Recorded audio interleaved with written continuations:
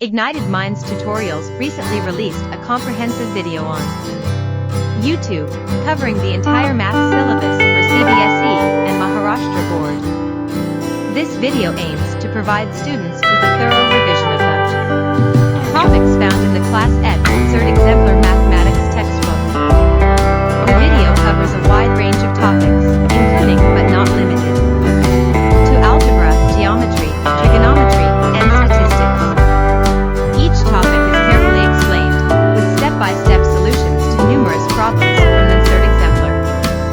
By watching this video, students can gain a better understanding of the concepts and principles in the textbook. It serves as a valuable resource for those preparing for their board exams or wanting to strengthen their math skills. Ignited Minds Tutorials has always been committed to providing high-quality educational content to students. Their videos are designed to simplify complex concepts, making them accessible and easy to grasp. This maths revision video is a valuable tool for students who want to excel in their exams or simply enhance their knowledge of mathematics. With clear explanations and numerous problem-solving examples, it serves as a comprehensive guide for students studying Class X Cert Exemplar Mathematics. So, head over to the Ignited Minds Tutorials YouTube channel and start revising math using this educational video. Boost your confidence and ace your exams with the help of this knowledge-packed resource.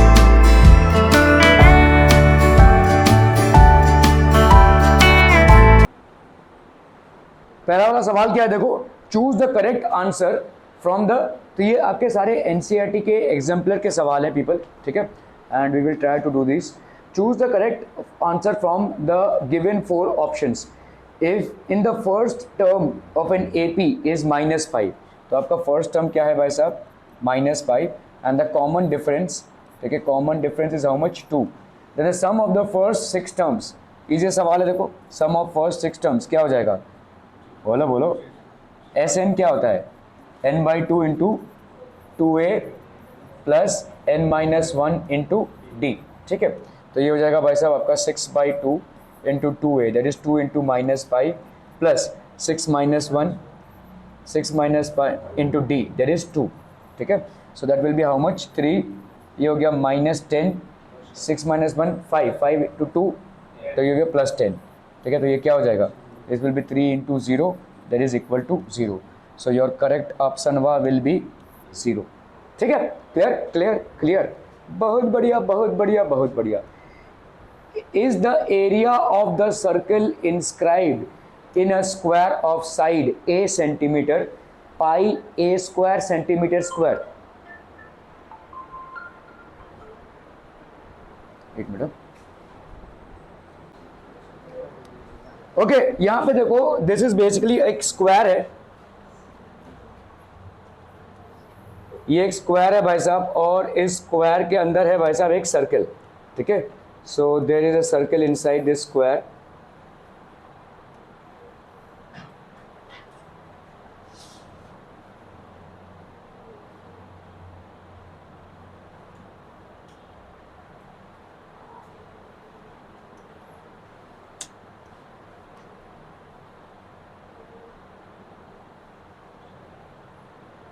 ठीक है, clear है.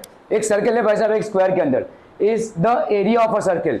तो अभी आपका side कितना है square का दिया हुआ है, स्क्वायर का साइड दिया हुआ है भाई साहब आपका a, ठीक है.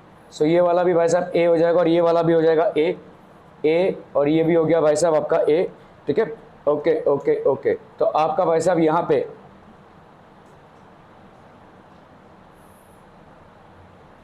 ये अगर a है तो ये कितना हो जाएगा, a/2 है ना. ये अगर a है तो कितना हो जाएगा, बोलो, ये दिस विल बी a/2, ठीक है. तो इसका एरिया कितना हो जाएगा, the area of the circle, therefore area of the circle, भाई ये होगा तो ये वाला कितना होगा, a/2 है ना. रेडियस इसका कितना हो जाएगा, रेडियस ऑफ द सर्कल हम यहाँ पे बोल सकते हैं, therefore radius of the circle is equal to a/2. तो एरिया ऑफ द सर्कल कितना हो जाएगा, बोलो, पाई r का square, that is how much, pi a by 2 का square, so that will give you how much, pi a square by 4. Are we clear on this one people? So is it correct? No, it is false. ठीक है, ये हो जाएगा आपका false, क्योंकि आपका answer pi a square नहीं है. ठीक है, it is pi a square by 4. Are we clear on this part people? बहुत बढ़िया, बहुत बढ़िया, बहुत बढ़िया. If a chord subtends an angle of 60 degree at the center of a circle, the angle between the tangents at A and B is also 60 degree. ये भी भाई साहब आपको प्रूव करना है. तो लेट्स से आपने यहाँ पे एक सर्कल ले लिया. ठीक है, this is basically a circle. If a chord A B, तो आपका यहाँ पे कोई कॉर्ड है लेट्स से. ठीक है, this is basically a chord A B. तो ये कॉर्ड ए बी है और सबस्टेंड कर रहा है कितना एंगल भाई साहब सेंटर पे. ये the chord A B is subtending an angle of 60 degree at the centre. ठीक है, the angle between the tangents in A and B. तो हमने समझ लो यहाँ पे भाई साहब एक टेंजेंट ड्रॉ किया ए पे.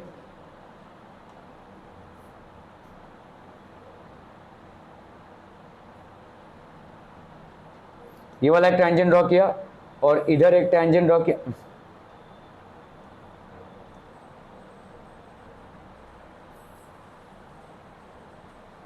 यहां पे एक टेंजेंट ड्रॉ किया भाई साहब.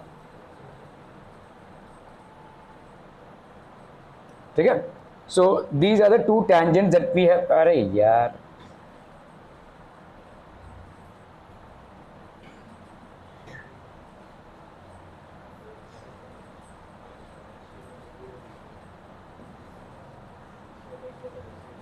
ठीक है, ये हो गया पॉइंट ए, ये हो गया पॉइंट बी और ये हो गया ओ.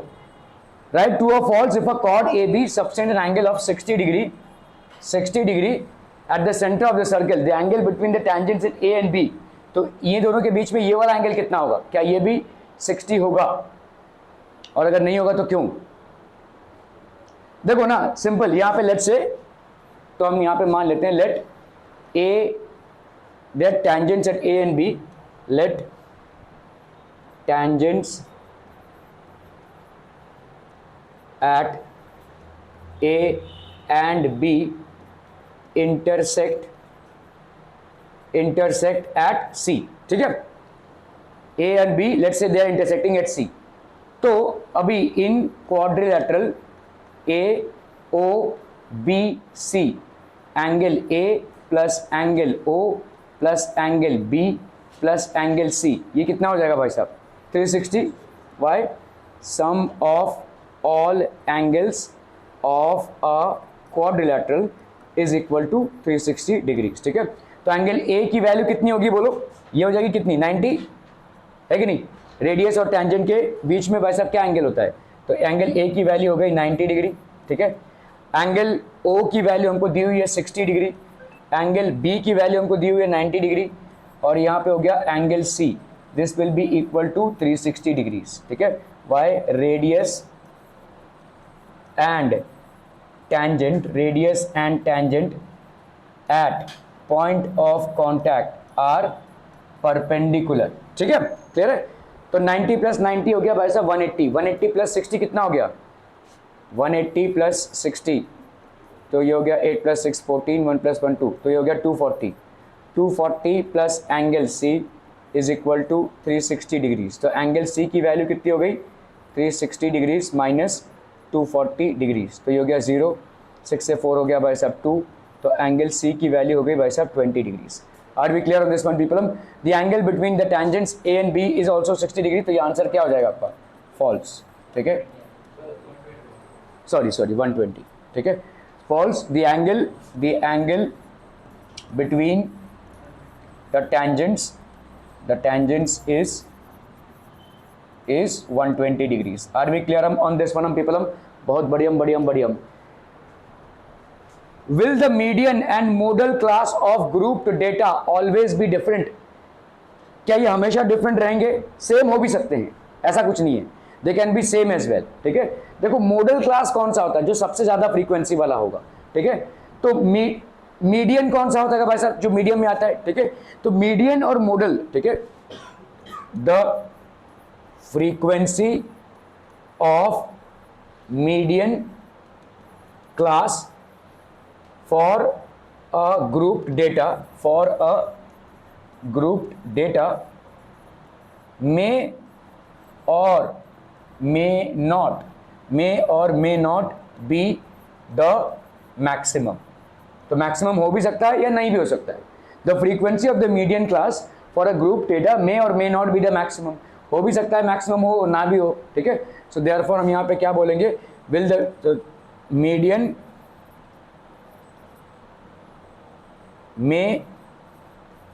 मीडियन क्लास मे और may not be equal to modal class, है ना भाई साहब, टू मॉडल क्लास। तो ज़रूरी नहीं है कि दोनों इक्वल हो भी सकते हैं नहीं भी हो सकते हैं, ठीक है, depends upon the group data. Okay okay okay, चलो भाई साहब ये सवाल दिया हुआ है आपको, choose the correct answer from the 4 options given that sine theta is equal to A by B, then cos theta is equal to how much. तो sine theta is equal to, भाई साहब ईजी सवाल है, ठीक है। तो हमको मालूम है sine square theta plus cos square theta is equal to 1। तो अभी हम यहाँ पे अगर साइन स्क्वायर थीटा करते हैं, साइन थीटा की वैल्यू कितनी है, साइन थीटा की वैल्यू है भाई साहब ए बाई बी। तो साइन स्क्वायर थीटा की वैल्यू कितनी हो जाएगी भाई साहब, A square by B square. So that will be A square by B square plus cos square theta is equal to 1। So cos square theta की value कितनी हो गई, 1 minus A square by B square. So that will be how much, B square minus A square by B square, that is cos square theta, ठीक है। तो आपका भाई साहब यहाँ पे कॉस थीटा की वैल्यू क्या हो जाएगी, कॉस थीटा की वैल्यू हो जाएगी, कॉस थीटा की वैल्यू हो जाएगी भाई साहब under root of B square minus A square by B. ये हो गया आपका कॉस थीटा का वैल्यू, ठीक है। क्लियर है, are we clear on this one people.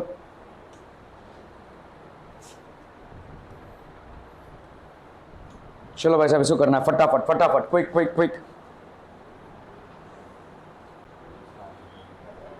State where the following statements are true or false, justify your answer. The point -2, 4 lies on a circle of radius 6 and center 3, 5, ठीक है। तो देखो यहां पे अगर हम सिर्फ, तो यहां पे देखो लेट्स से अपन ने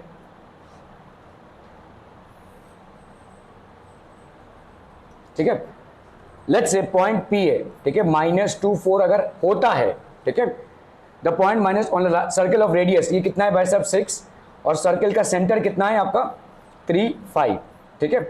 सो पी सी जो डिस्टेंस होगा that will be equal to 6, है ना, पी सी के बीच में जो डिस्टेंस होगा that will be equal to 6, ठीक है। तो अपन पी सी को क्या लिख सकते हैं बोलो, distance between 2 points is how much, x2 minus x1 का square plus y2 minus y1 का स्क्वायर, ठीक है।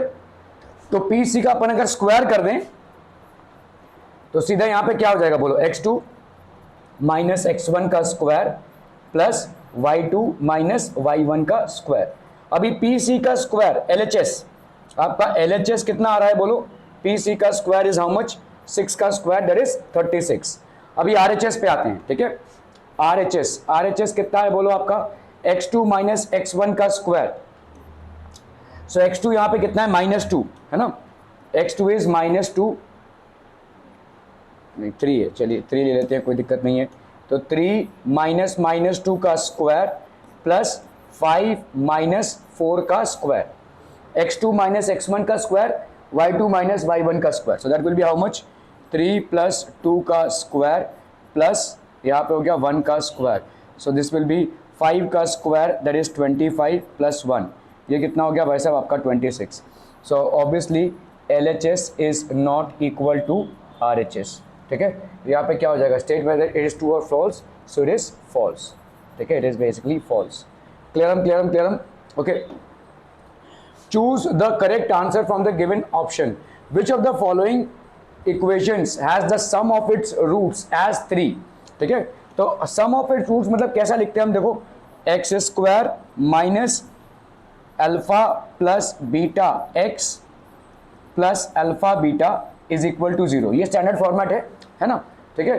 तो अगर हम इसका स्टैंडर्ड फॉर्मेट ले तो कितना हो जाएगा बोलो, यहाँ पे 2x स्क्वायर माइनस 3x प्लस 6 इज इक्वल टू 0। तो यहाँ पे कितना हो जाएगा, इस पूरे को डिवाइड कर दो किससे भाई साहब, 2 से, तुम्हारा हो गया x square minus 3/2x plus 6/2 कितना हो जाएगा 3 इज इक्वल टू 0। तो यहाँ पे तुम्हारा अल्फा प्लस बीटा का वैल्यू कितना है, 3/2 है, ठीक है। तो ये तो नहीं हो सकता, ये नहीं हो सकता। इस पे आते हैं, देखो -x² + 3x - 3 is equal to 0। इस पूरे को मल्टीप्लाई कर दो -1 से, तो ये हो गया x² - 3x + 3 is equal to 0। अभी यहाँ पे तुम्हारा अल्फा प्लस बीटा का वैल्यू कितना आएगा भाई साहब, 3 है ना, 3 आएगा। तो आपका सेकेंड वाला हो जाएगा, this will be the second one. Clear है, are we clear on this one people? Okay okay okay. Which of the following forms and AP, इनमें से कौन सा एपी बना रहा है, ठीक है। Justify your answer. यहाँ पे √3, √12, √27, √48। √3 को अपन √3 लिखेंगे, इसको क्या लिख सकते हैं बोलो, 4, this can be done as 4 × 3। इसको अपन क्या लिख सकते हैं, 9 × 3, ठीक है। इसको अपन क्या लिख सकते हैं, 16 × 3, ठीक है। So this can be done as √3, 2 √3, 4 का अंडर रूट निकाला हमने, 9 का पैसा कितना हो गया, 3 √3, और यहाँ पे कितना हो गया, 4 √3। क्या ये एक एपी है? ये एपी इसलिए है क्योंकि 2 √3 - √3 इज इक्वल टू 4 √3 - 3 √3। इससे इसको माइनस करोगे तो आएगा √3, इससे इसको माइनस करोगे तो आएगा √3, ठीक है। तो इसका मतलब क्या हो गया भाई साहब, आपका T2 - T1 is equal to T4 - T3। So therefore it forms an AP, it forms an AP. Clear है? Okay okay okay. Choose the correct answer from the following 4 options. Probability of A denote the probability of an event, then PA की value 0 से कम हो सकती है। कोई भी probability आपकी 0 से कम नहीं होगी, 0 उसका लीस्ट होगा, वो इवेंट होएगा ही नहीं, लेकिन नेगेटिव में नहीं आएगा, ठीक है। सो ये नहीं हो सकता भाई साहब, दिस कैन नॉट हैपन, ठीक है। PA greater than 1, no, not possible. कोई भी मैक्सिमम वैल्यू होगी 1, so this is also not possible. क्या PA less than 1 and between 0 होगा, probability of an event, this is what is there. ये भी नहीं हो सकता, क्योंकि अगर ऐसा होता है तो 0 भी एक आपका -1 इक्वल टू है यहाँ पे देखो, और नेगेटिव नहीं हो सकता प्रोबेबिलिटी, ठीक है। तो ये भी आपका पॉसिबल नहीं है। So probability of an event is lesser than 1, this is the maximum value and this is the minimum value, ठीक है। This is the minimum value और ये हो जाएगा भाई साहब आपका मैक्सिमम वैल्यू पॉसिबल, ठीक है। क्लियर है, are we clear on these things people? हम okay okay okay. Does there exist a quadratic equation whose coefficients are all distinct irrationals but both the roots are rationals? क्या ऐसा हो सकता है भाई साहब, ठीक है। एक quadratic equation जिसके coefficients जो हैं, ठीक है, are all in distinct irrationals, मतलब कैसा है देखो coefficient क्या होता है, ax² + bx + c, ठीक है। ये आपके जो है a समझ लो √3 है, B समझ लो √7 है, C समझ लो √5 है, ये सारे इरेशनल है कि नहीं, ठीक है। So does there exist a quadratic equation whose coefficients are all distinct irrationals but both the roots are rational. तो रूट्स आपके रैशनल है, क्या ऐसा हो सकता है? Is this a possibility people? हम रूट्स आपके रैशनल हो, क्या ऐसा हो सकता है?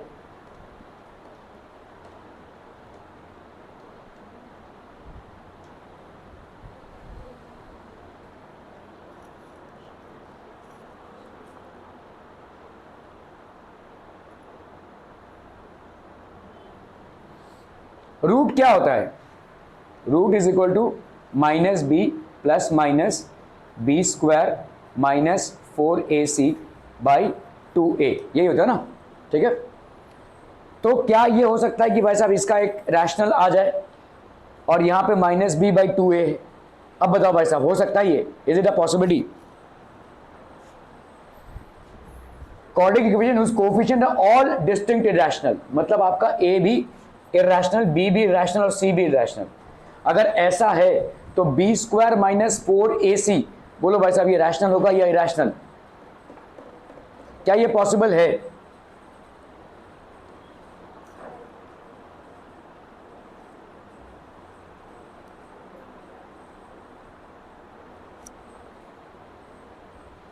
देखो अल्फा प्लस बीटा क्या होगा? Alpha plus beta is equal to -b/a होगा, समझ में आ रहा है? ये अल्फा प्लस बीटा -b/a, ये क्या है? इरैशनल। ये क्या है? इरैशनल। तो अल्फा प्लस बीटा आपका क्या हो जाएगा, इरैशनल हो गया भाई साहब, है कि नहीं। अगर दो चीजों का सम इरैशनल होता है तो इसका मतलब दो में से कम एक तो इरैशनल होगा ही, है ना भाई साहब। देखो अगर मैं यहाँ पे लिख रहा हूँ 3 प्लस अंडर रूट 2, क्या ये इरैशनल है, इरैशनल है। क्यों, क्योंकि अंडर रूट 2 इरैशनल है, ठीक है। तो अल्फा प्लस बीटा होता है माइनस बी बाई ए, ठीक है। तो इस हिसाब से हम बोल सकते हैं कि भाई साहब ये पॉसिबल नहीं है, क्योंकि यहाँ पे आपका बी भी आपने इरैशनल माना हुआ है, ए भी इरैशनल, यहाँ पे यही दिया है ना, देखो does there exist a quadratic equation whose coefficients are all distinct irrationals, मतलब ए भी आपका इरैशनल, बी भी आपका इरैशनल और सी भी आपका इरैशनल, ठीक है, but both the roots are rationals. अगर भाई साहब अल्फा प्लस बीटा अपन करते हैं तो अगर मैं बोलूं कि ये रैशनल है लेट्स से और ये भी रैशनल है, तो इन दोनों का सम भी रैशनल आना चाहिए। लेकिन minus B by A is not rational, क्योंकि बी भी आपका इरैशनल है और सी भी आपका इरैशनल है, ठीक है। इस इक्वेशन को देखो, देखो यहाँ पे alpha plus beta is equal to minus B by A. Now if alpha is rational जैसा सवाल में दिया हुआ है and beta is also rational, अगर ये दोनों रैशनल हैं तो अल्फा प्लस बीटा क्या हो जाएगा, रैशनल होगा, है ना। -2 आएगा, 3 आएगा, 4 आएगा, जो भी आएगा रैशनल होगा। लेकिन यहाँ पे RHS पे आते हैं, देखो RHS पे, RHS आपका क्या है बोलो, माइनस बी बाई ए, ये आपका क्या है, इरैशनल, ये भी आपका क्या है, इरैशनल। सो ऑब्वियसली फ्रैक्शन क्या हो जाएगा आपका, इरैशनल। मतलब LHS आपका है रैशनल और RHS आपका क्या आया भाई साहब, इरैशनल, तो इसलिए ये नॉट पॉसिबल हो जाएगा, this will B not possible, ठीक है, क्लियर है।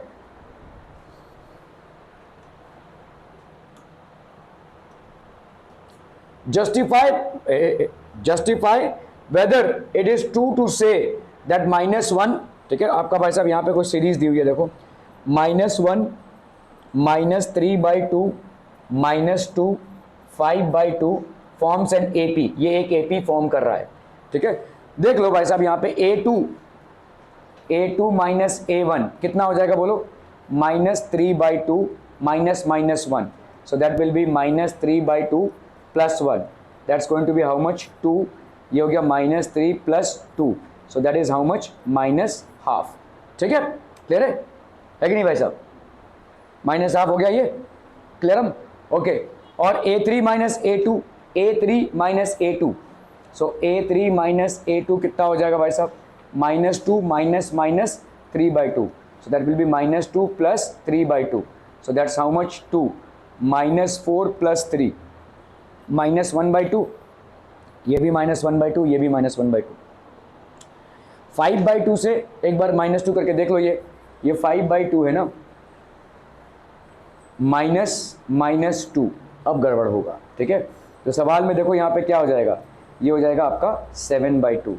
तो आपको यहाँ पे पूछा क्या गया है, देखो कि justify whether it is true to say that this forms an AP, क्योंकि A2 minus A1 आपका A3 minus A2 है, ये सही है, -half, लेकिन क्या ये A4 minus A3 के बराबर है, नहीं है, ठीक है। सो सिंस हम यहाँ पे लिखेंगे A2 minus A1 is definitely equal to how much, A3 minus A2, but this is not equal to A4 minus A3, A4 minus A3, hence it's not an AP, it's not an AP, ये भाई साहब आपका एक AP नहीं होगा, ठीक, क्या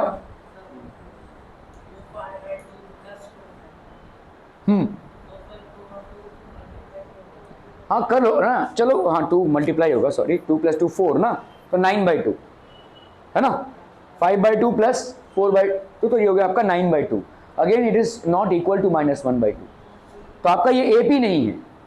आप इन दोनों को माइनस करने के बाद जो आ रहा है वो सेम आ रहा है, लेकिन इससे इसको माइनस करने के बाद वो कॉमन डिफरेंस नहीं आ रहा, सो it is not an AP, ठीक है, क्लियरम पेपरम, बहुत बढ़ियम, ये क्या हो गया,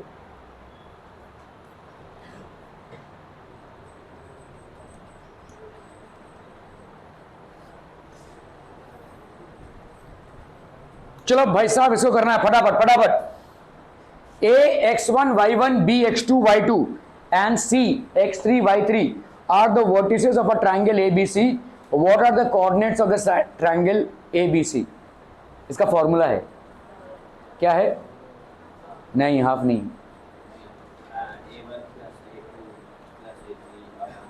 अपॉन 3, ठीक है। तो आपका सेंट्रॉइड क्या हो जाएगा भाई साहब?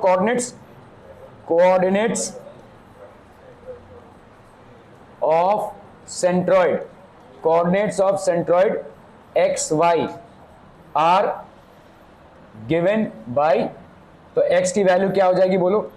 x1 plus x2 plus x3 upon 3, और ये y की value y1 plus y2 plus y3 upon 3। ये आपके कोऑर्डिनेट्स हो जाएंगे। मतलब अपन क्या लिख सकते हैं? Coordinates of the centre x1 plus x2 plus x3 upon 3, y1 plus y2 plus y3 upon 3, ठीक है। The coordinates of the centroid of the triangle. तो दीज आर बेसिकली कोऑर्डिनेट्स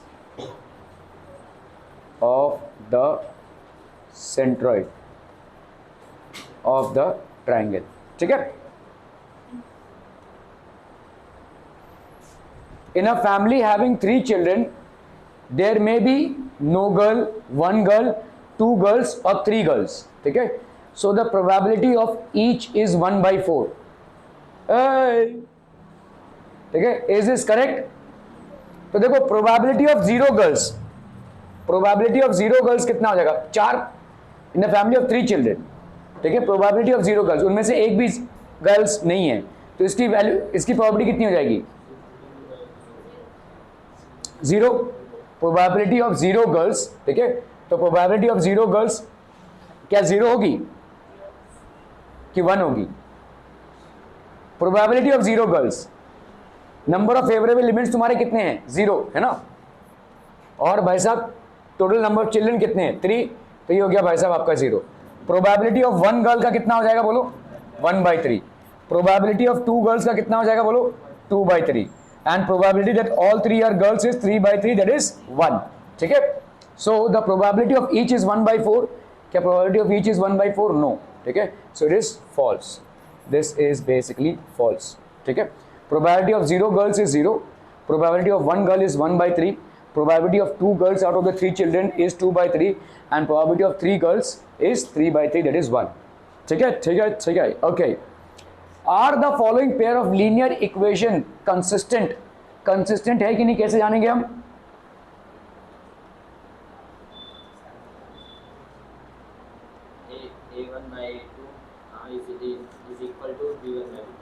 तो ये कंसिस्टेंट होगा, ओके। तो x plus 3y is equal to 11। तो यहाँ पे a1 की वैल्यू कितनी है? 1, a2 की वैल्यू कितनी है? 3, सॉरी b1 की वैल्यू कितनी है? 3, और c1 की वैल्यू कितनी है? 11, ठीक है।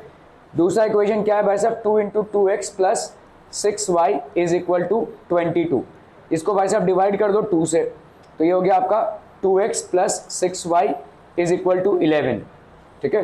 तो यहाँ पे a2 की वैल्यू कितनी हो गई भाई साहब? 2, b2 की वैल्यू कितनी हो गई? 6, और यहाँ पे एक्चुअली C2 की वैल्यू कितनी हो गई भाई साहब? 11 ना, ठीक है। क्लियर है? A1/A2 कितना हो जाएगा भाई साहब आपका? 1/2। B1/B2 is equal to how much? 3/6, that is how much? 1/2।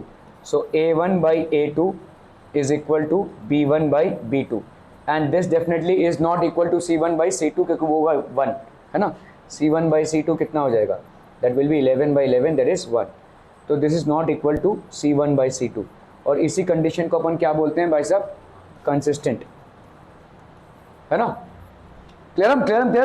Are we clear on this one people? If B is less than 0 and C is less than, हाँ पैरेलल होने दो ना। अरे हाँ यार पैरेलल हो जाएगा, ये तो इनकंसिस्टेंट हो जाएगा। So this will be basically a condition of parallel, ये पैरेलल लाइंस हो जाएगा। So no, it is not consistent, no it's not a consistent, ठीक है। Okay. B is equal to 0, C is less than 0. Is it true that the roots are numerically equal and opposite in sign? देखो देखो देखो भाई साहब, यहाँ पे आपका x square plus B x plus C is equal to 0, ये आपको एक इक्वेशन दिया हुआ है, ठीक है। ओके, अभी b आपका क्या है, इज इक्वल टू 0, ठीक है, and c is less than 0, or numerically equal. तो if b is it to the roots of the equation, तो आपका भाई साहब यहाँ पे रूट्स ऑफ द इक्वेशन क्या हो जाएगा, देखो अल्फा प्लस बीटा, इसकी वैल्यू कितनी होती है, माइनस बी बाई ए होती है, ठीक है। यहाँ पे अल्फा प्लस बीटा कितना हो जाएगा, तुम बोल रहे हो ना b इज इक्वल टू 0 है, तो ऑब्वियसली भाई साहब कहाँ ए में जाने की जरूरत ही क्या है, ये हो गया 0 आपका, है कि नहीं। तो अल्फा की वैल्यू क्या हो गई, माइनस बीटा, क्या ये समझ में आ रहा है, यही पूछा है, देखो are numerically equal but opposite in sign, is this correct. तो न्यूमेरिकली दोनों इक्वल हैं and they are opposite in sign, so alpha definitely is equal to beta but alpha is equal to minus beta, तो yes, ठीक है, the roots अच्छा एक और चीज है हमारा यहाँ पे, तो इसका वैल्यू ये निकला, और अल्फा बीटा कितना हो जाएगा, alpha beta is equal to c by a. तो आपका देखो यहाँ पे सी बाई ए मतलब सी ना, यहाँ पे ए की वैल्यू कितनी है, ए की वैल्यू ऑब्वियसली 1 है, तो alpha beta is equal to भाई साहब कितना हो गया, सी, है ना, alpha beta is equal to C. अभी ये सी कभी होगा, अच्छा सवाल है भाई साहब, हमको लगा कि पहले alpha is equal to minus beta हो जाएगा, लेकिन alpha beta is equal to c, और सी आपका क्या है, नेगेटिव है, समझ में आ रहा है, सी इज नेगेटिव।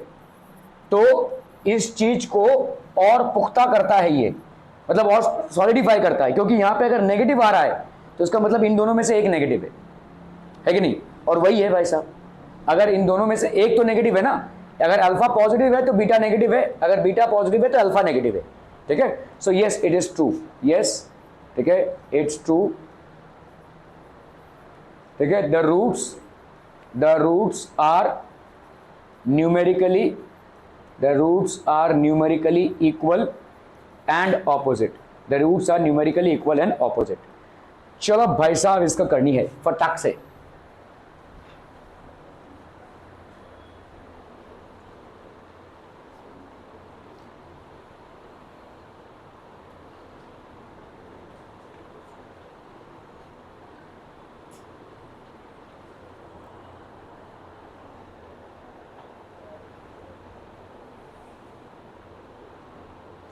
टाइम पास मत कर साहिल, चल फटाफट। आज कौन बोले, श्रेया। ओके, तो यहां पे देखो the diameters of the front end the rear wheels, तो आपका समझ लो यहां पे this is basically a road, ठीक है, और यहां पे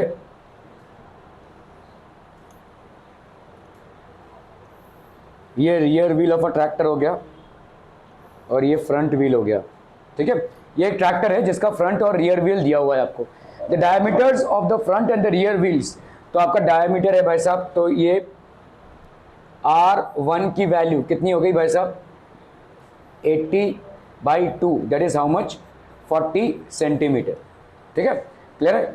और R2 की वैल्यू कितनी हो गई बोलो, 2 मीटर दिया हुआ है ना, 200 centimetre upon 2, that is 100 centimetre, है कि नहीं, ठीक है।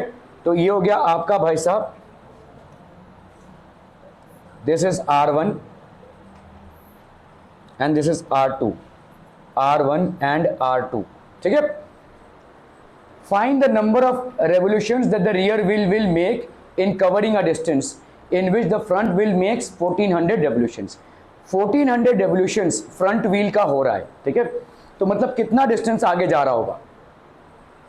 इन वन revolution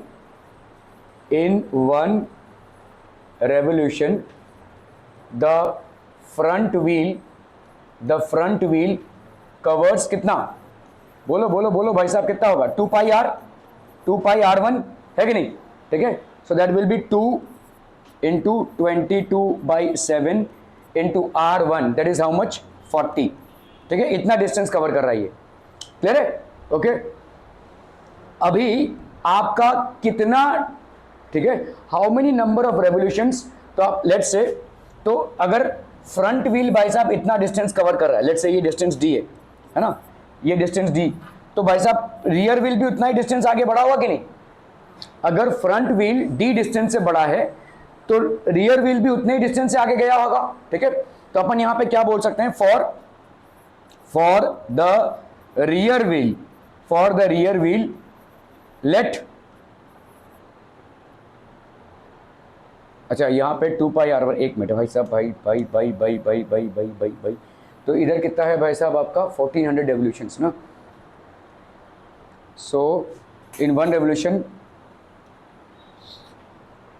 तो distance covered, so therefore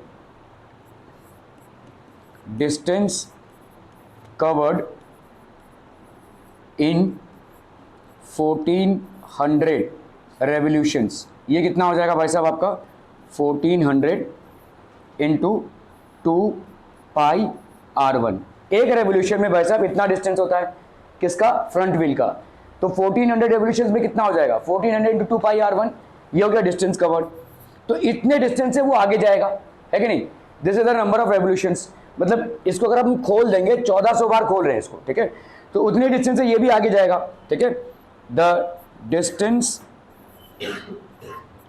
covered D will be the same for rear wheel, तो अपन यहाँ पे क्या लिख सकते हैं भाई साहब, D इज इक्वल टू, यहाँ पे कितना हो गया भाई साहब बोलिए ना, बोलिए। तो हम यहाँ पे मालूम नहीं है number of revolutions, n number of revolutions है इंटू 2 पाई R2, ठीक है, n number of revolutions into 2 pi R2, where n is the number of revolutions of wheel 2, ठीक है, ओके।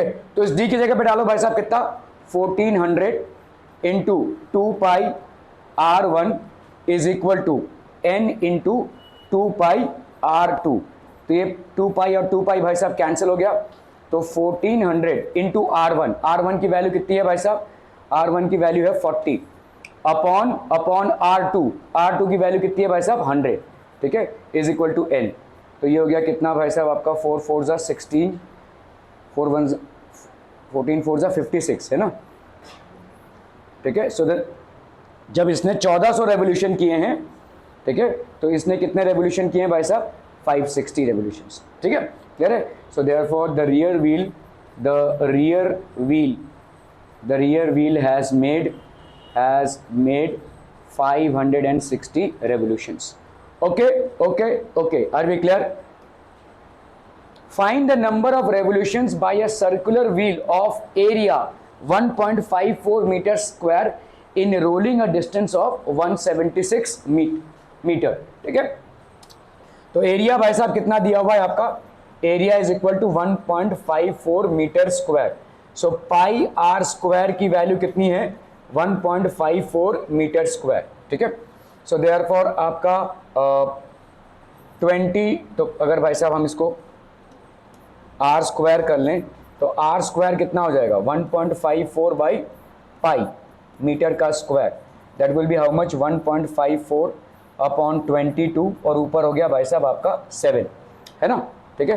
तो 22 0.07 हो गया ये भाई साहब, तो 7 इंटू 7 इंटू 0.01 ऐसा लिख सकते हैं कि नहीं भाई साहब, 7 इंटू 7 और 0.01, तो आर स्क्वायर की वैल्यू ये हो गई, तो आर की वैल्यू कितनी हो जाएगी under root of 7 square into 0.01, है कि नहीं, 0.01 मतलब आर की वैल्यू कितनी हो गई 7 इंटू 0.1 दैट इज 0.7, ठीक है, क्लियर है। ये हो गया भाई साहब आपका आर का वैल्यू। अभी एक डिस्टेंस है, this distance is equal to कितना हो जाएगा number of revolutions, let number n be the number of revolutions, let n be the number of revolutions, तो ये हो जाएगा n इंटू 2 पाई r, तो आपका यहाँ पे डिस्टेंस कितना है, डिस्टेंस इज 176, n हमको नहीं मालूम, into 2 into pi that is 22/7 into r that is 0.7, तो ये हो गया भाई साहब आपका 0.1, सो n की वैल्यू कितनी हो गई 176 अपॉन ये हो गया 44 और इंटू 1 तो ये हो गया 4.4। सो n की वैल्यू कितनी हो गई 1760 अपॉन 44। 222 ज़ा 2 8 ज़ा 16, 2 8 ज़ा 16 और ये 0 2 440। ठीक है, तो n की वैल्यू कितनी हो गई 440। तो therefore number of revolutions made, therefore हम यहाँ पे बोल सकते हैं therefore number of revolutions made 440। ठीक है, क्लियर है क्लियर है क्लियर है पीपल। हम okay okay okay.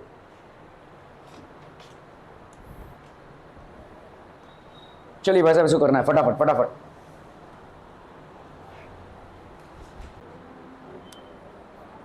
Roots of the quadratic equation by factorization method. तो आपका देखो यहाँ पे 3x² है प्लस 5 अंडर रूट 5x है माइनस 10 इज इक्वल टू 0 है।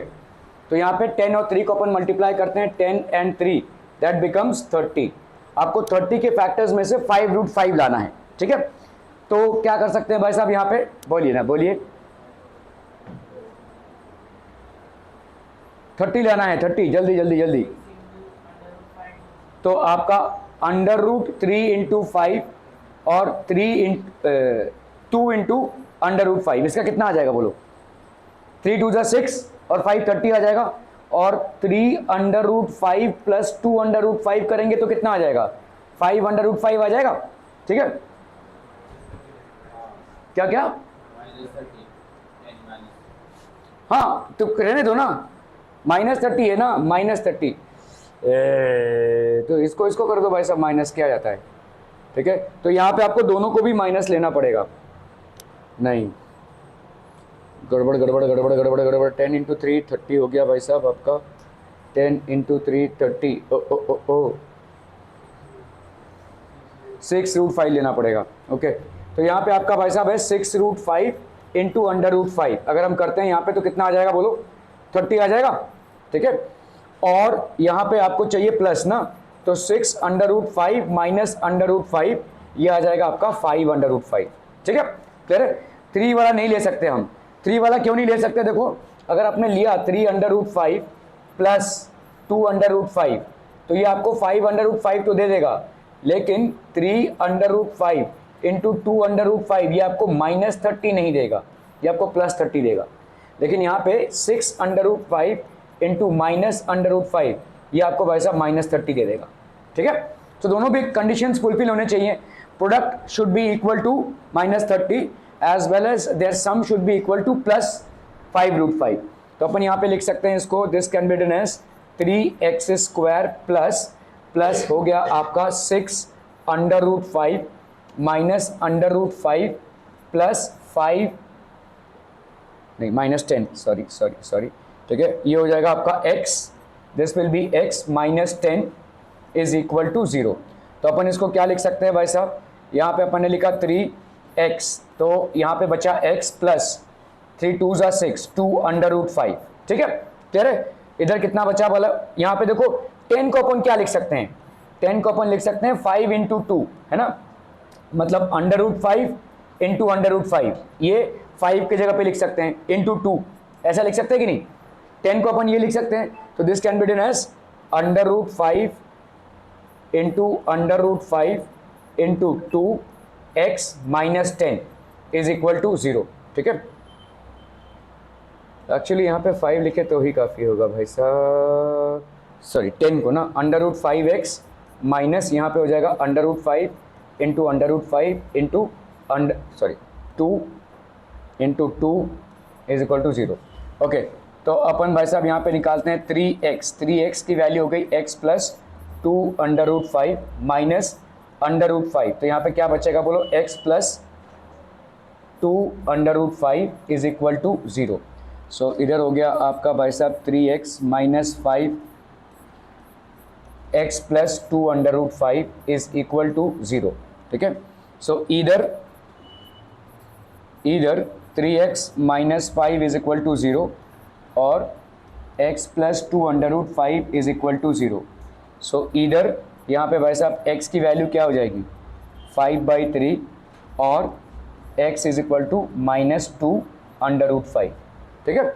Find the roots of the, तो आपका alpha is equal to 5/3 and beta की वैल्यू हो गई -2 अंडर रूट 5। तो दी, क्या बोल रहे हो?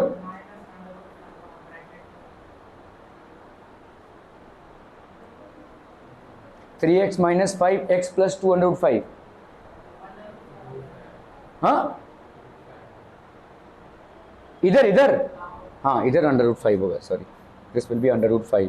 तो 3x माइनस अंडर रूट 5, ठीक है, 3x अंडर रूट 5, तो अंडर रूट 5/3 करेक्ट। तो ये हो जाएगा अंडर रूट 5/3 और -2 by under root 5, these are the two, ठीक है, roots of the equation. Okay, if you toss a coin 6 times, आपने एक कॉइन को 6 टाइम्स टॉस किया है and it comes down heads on each occasion, हर बार हेड्स ही आया है। आपने 6 बार एक कॉइन को उछाला है और हर बार हेड्स ही आया है। Can you say that the probability of getting a head is 1? नहीं, probability is always half, probability will always be half. 6 बार आने दो, 100 बार तुमने कॉइन को टॉस किया और 100 बार भी हेड आया, तो भी प्रोबेबिलिटी तुम्हारी हाफ ही होगी हेड आने की। Probability is equal to what? Number of favourable events upon total number of events. तो total number of events possible क्या है? 2, और तुमको चाहिए क्या है? 1/2 ही होगा, ठीक है। Irrespective of how many times, irrespective of how many times we get ahead, ठीक है, we get ahead, the probability of the event, the probability of the event will always be half, will always be 1/2। समझ में आ रहा है भाई साहब ये? ठीक है, 6 बार उछालो, 6 बार हेड्स आए, 100 बार, जैसे बोला जाता था ना, Virat Kohli is a very unlucky captain, because वो हर बार टॉस में हारता था, ठीक है, हर बार टॉस में हारता था, क्योंकि उसका टॉस कभी जीतता ही नहीं। तो इसका मतलब क्या है कि उसका क्या कोई स्पेशल टॉस का कॉइन तो नहीं रहेगा ना भाई साहब। 1 की प्रोबेबिलिटी कभी होगी? जब दोनों तरफ हेड हो, ठीक है, तब 1 हो जाएगा आपका, देन इट विल बी 1। तो मतलब और कोई पॉसिबिलिटी नहीं है, there is no other possibility, then it will be a 1, ठीक है, समझ में आ रहा है ये? So no matter how many times you are getting a head or a tail, this will always be 1/2।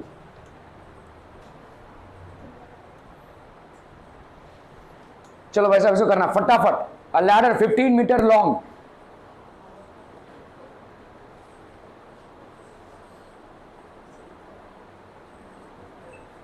Easy है, इजी एकदम भाई साहब, फटाफट।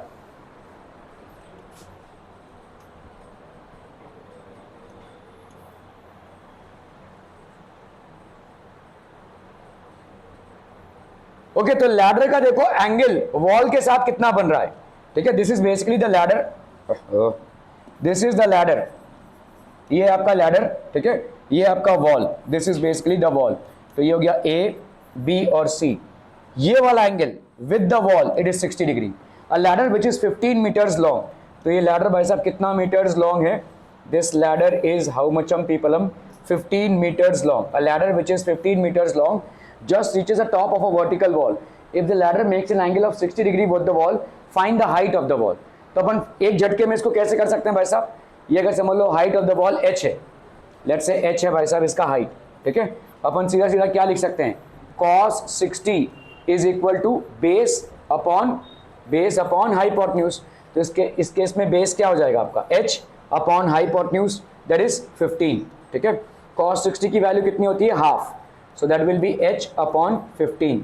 सो आपका देयरफॉर h का वैल्यू क्या हो जाएगा? 15 अपॉन 2, दैट इज 7.5 मीटर्स। सो आपका height of the wall is how much peopleum? 7.5 meters. Clear peopleum, are we clear on this one? बहुत बढ़िया भाई साहब, बहुत बढ़िया। साइन 60 की cos 60 है ना, तो cos 60 की वैल्यू हाफ होगी, साइन 60 की वैल्यू √3/2 होती है, लेकिन हमने cos 60 लिया हुआ है। cos 60 मतलब देखो ना, ये वाला angle base upon hypotenuse, so cos 60 is half. Clear है? Okay. A king, queen and a jack of clubs are removed from a deck of 52 playing cards. then well shuffled. Now one card is drawn at random from the remaining cards. Determined that the card is a heart. तो भाई साहब एक king को हमने remove किया है, ठीक है, एक किंग क्वीन एंड जैक, तो एक किंग को हमने रिमूव कर दिया भाई साहब, ठीक है, किंग को रिमूव किया है भाई साहब, और क्या क्वीन को रिमूव किया है और जैक को रिमूव किया है ऑफ द क्लब कार्ड, ठीक है। तो अभी टोटल आपके कितने कार्ड्स बचे? King queen and jack of clubs are remove, तो टोटल कार्ड्स आपके कितने बचे अभी? 52 minus 3, that is how much? हाँ 49 है ना, ये आपके कार्ड्स बचे अभी, ठीक है। हार्ट कार्ड को निकालने का प्रोबेबिलिटी क्या हो जाएगा? Total number of heart cards is how much? 13, तो वो तो उसमें तो कोई चेंज आया नहीं है, ठीक है। So probability of drawing a heart card will be how much? 13/49, simple, ठीक है। Probability of drawing a king, तुम्हारे किंग अभी टोटल किंग्स कितने हैं? टोटल किंग्स भाई साहब कितने हैं? अभी 3 हो जाएंगे, है ना। Total Kings now is how much? 3, क्योंकि एक किंग को आप रिमूव कर चुके हैं, ठीक है। So probability of drawing a king card out of 49 cards will be 3/49। Are we getting this people? हम क्लियर है? हर एक सेट के नहीं, देखो ना यहाँ पे बोला है king queen and jack of only clubs, सिर्फ क्लब्स का निकाला गया है, क्लब्स का किंग क्वीन और जैक को निकाला गया है, हर एक का नहीं निकाला गया है। तो आपके 4 किंग होते हैं, एक क्लब का किंग चला गया तो कितने किंग बचे? 3, और टोटल कार्ड्स में से आपके कितने बचे? क्योंकि 3 कार्ड आपने निकाले हुए तो 52 नहीं ले सकते आप, 49 लेना पड़ेगा आपको, ठीक है। तो 3/49 हो जाएगी इसकी प्रोबेबिलिटी। क्या ये समझ? हम बहुत बढ़िया भाई साहब, बहुत बढ़िया। ये कहां से आ गया भाई साहब ऐसा वाला question? Explain why 3 × 5 × 7 + 7 is a composite number. What is a composite number? कोई बता सकता है कॉम्पोजिट नंबर क्या होता है? What is a composite number people? बचपन का सवाल है भाई साहब। Composite number is basically product of prime numbers, है ना, product of prime numbers. Clear? Product of prime numbers होगा, बहुत सारे प्राइम नंबर्स का।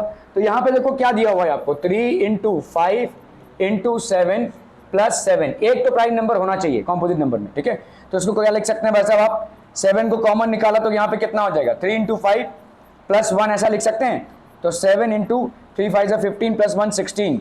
अब कर लो भाई साहब इसको, 7 × 2 × 2 × 2 × 2, है ना।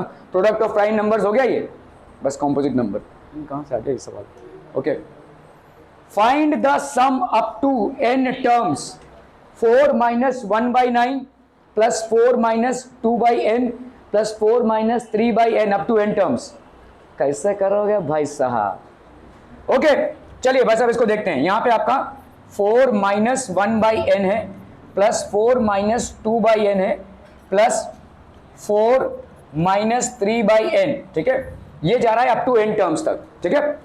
सारे 4 को अगर हम बाहर निकाल लें, ठीक है, 4 + 4 ऐसा कहां तक करेंगे भाई साहब? अप टू कितना? n टर्म्स, है कि नहीं?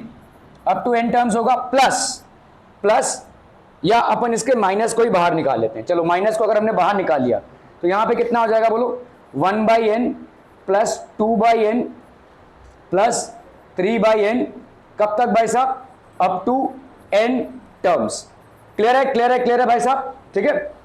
इसका कितना हो जाएगा बोलो? 4 को आपने n टाइम्स ऐड किया है, the number 4 has been added up to n terms, 4 + 4 + 4 ऐसा n बाय, तो कितना होगा ये? 4n हो जाएगा कि नहीं? This will B 4n।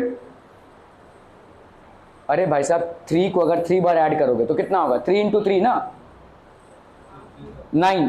3 को 4 बार ऐड करोगे 3 × 4, तो 4 को n बार ऐड करोगे तो क्या हो जाएगा? 4 × n, ठीक है। ओके, अभी इस पे आते हैं भाई साहब, अप टू n टर्म्स, ठीक है।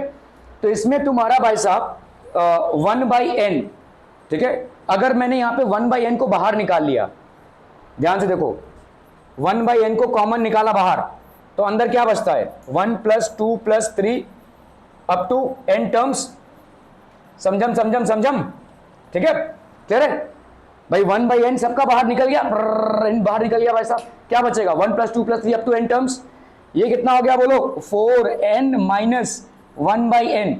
अभी 1 + 2 + 3 up to n terms is what? an AP which has got first term as a and common difference as d, तो यहाँ पे कितना हो जाएगा भाई साहब, भाई साहब, भाई साहब?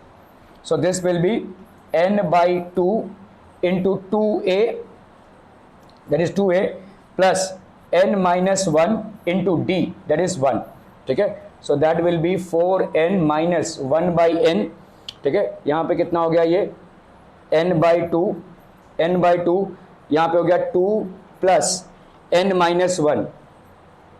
n-1 इंटू d, तो ये हो गया आपका 4n-1/n। इधर कितना हो गया भाई साहब आपका 2 और 2 कैंसिल हो गया, ठीक है सर? चलिए 2 और ये 1 गया, तो यहाँ पे कितना गया भाई साहब आपका n/2, 1/n इंटू n/2, और यहाँ पे 2 से 1 गया तो कितना हो गया 1 प्लस n। क्लियर है? Are we clear on this one people? हम भाई दिख रहा है यहाँ पे 2 प्लस n-1, तो यहाँ पे 2 से 1 गया, कितना बचा 1, और यहाँ पे प्लस n, तो ये वाला n और ये वाला n कैंसिल हो जाएगा। So this will be how much 4n minus n plus 1/2, ठीक है?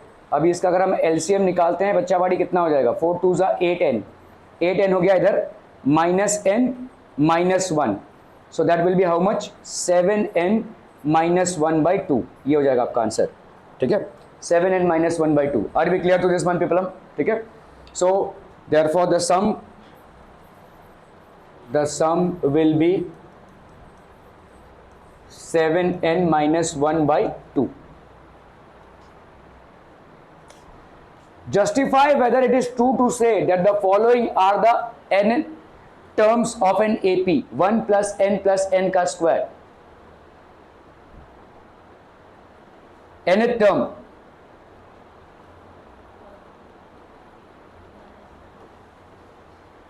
justify whether it is true to say that the following are the nth terms of an AP. Tn की value क्या ऐसा हो सकता है 1 plus n plus n, sorry ऐसा हो सकता है? देखो यहाँ पे a plus n-1 into D, ये था ना Tn term, this is equal to 1 plus यहाँ पे n इंटू n प्लस 1, ठीक है? ऐसा आ रहा है भाई साहब ये, ठीक है? So is it possible people, justify whether it is true to say that the following statements, that the following are the nth terms of an AP, 1 plus n square. देखो देखो देखो, इसको ऐसे कर लो, ठीक है? तो इसका मतलब अगर nth टर्म इतना है ना, यहाँ पे क्या है Tn का वैल्यू कितना है 1 प्लस n स्क्वायर, यही बोल रहे हो ना nth टर्म, तो T1 की वैल्यू लाओ भाई साहब, कितनी है 1 प्लस 1 का स्क्वायर, है ना? तो कितना हो गया ये 3, है ना? T2 की वैल्यू कितनी हो जाएगी 1 प्लस 2 का square, that is how much 4 5 6 1 7, ठीक है? क्लियर है? T3 की वैल्यू लाते हैं, बोलो T3 की वैल्यू, इसकी वैल्यू कितनी हो जाएगी 1 प्लस 3 का स्क्वायर, है ना? 9 10 11 12 113। अब बताओ मुझे T2 माइनस T1 कितना आ रहा है 7 माइनस 3, दैट इज 4, ठीक है? T3 माइनस T2 ये कितना आ रहा है भाई साहब 13 माइनस 7 कितना आ रहा है 6। क्या ये AP है? नो, है ही नहीं, ठीक है? It's not an AP। Are we clear on this one people? हम इसको, ये तो एग्जाम्पल की तरह से आप प्रूव कर रहे हैं, इसको अगर प्रॉपरली प्रूव करना है तो आपको भाई साहब Tn लेना पड़ेगा, Tn-1 लेना पड़ेगा और Tn+1 लेना पड़ेगा, ठीक है? But this is more than enough, आप इससे भाई साहब इसको प्रूव कर सकते हैं, ठीक है? So since T3 minus T2 is not equal to T2 minus T1, therefore it's not an AP, it's not an AP. Are we clear on this one people? हम clear है, तो ये AP नहीं है भाई साहब। Okay, prove the following.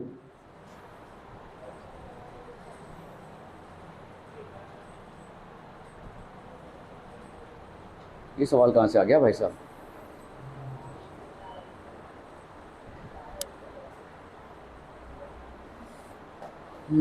ये तुम्हारे कोर्स में तो नहीं है भाई साहब।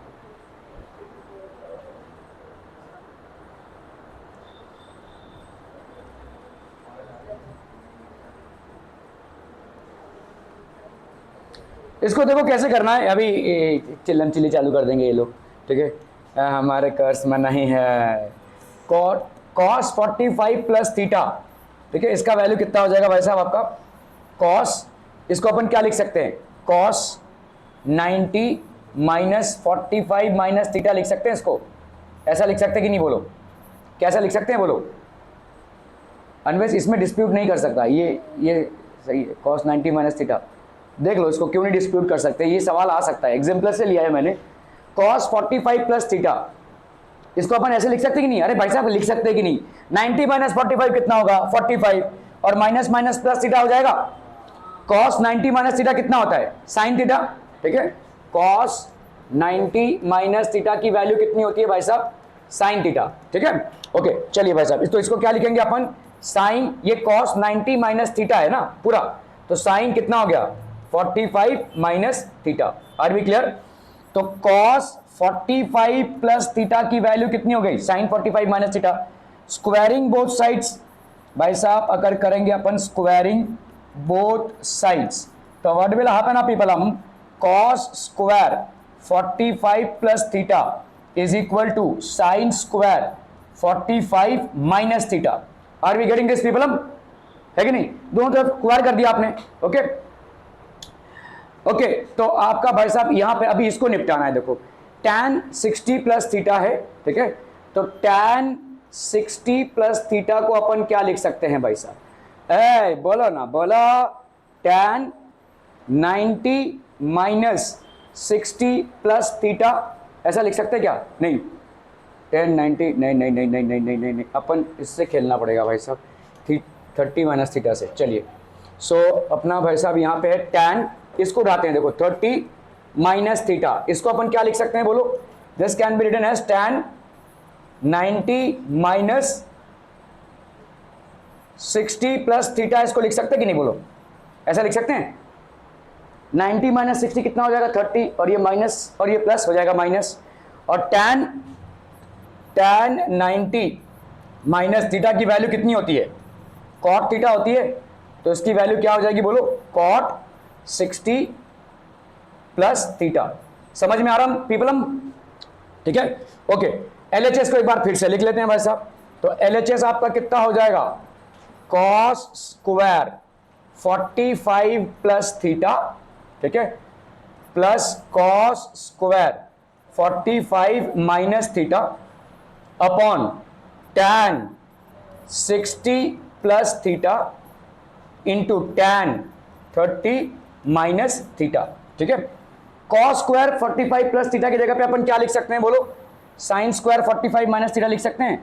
तो sine square 45 minus theta plus cos square 45 minus theta, है ना। इसकी जगह पे वही रहने दिया, इसको चेंज किया ऐसे, cos स्क्वायर 45 प्लस थीटा की जगह पे cos स्क्वायर किधर, हाँ ये वाला cos स्क्वायर, इसकी जगह पे अपन ने क्या लिखा? Sign square 45 minus theta. Okay, tan 60 plus theta है, देखो tan 60 प्लस थीटा की जगह पे हमने वही रखा, tan 60 प्लस थीटा, ठीक है। और tan 30 माइनस थीटा की जगह पे अपन क्या लिख सकते हैं? tan 30 माइनस थीटा की जगह पे ये cot 60 प्लस थीटा लिख सकते हैं। सो इनटू cot 60 प्लस थीटा। अभी अपने को क्या मालूम है भाई साहब? Sine square alpha, let's say sine square alpha plus cos square alpha, इसकी वैल्यू क्या होती है? 1। तो ये भी अंदर का माल मसाला जो है वो तो सेम ही है ना, तो ऊपर क्या हो जाएगा? Sign square 45 minus theta plus cos square 45 minus theta, this will B 1। Okay, अपने को ये भी मालूम है कि tan alpha into cot alpha करेंगे तो उसकी भी वैल्यू कितनी आएगी? 1। यहां पे देखो क्या है, ये वाला वैल्यू, सॉरी ये वाला वैल्यू और ये वाला वैल्यू सेम है ना, तो इसकी वैल्यू क्या हो जाएगी? 1, that will be equal to 1, that is equal to RHS, ठीक है। सो देयरफॉर आपका LHS is equal to RHS। Clear हम पीपल? हम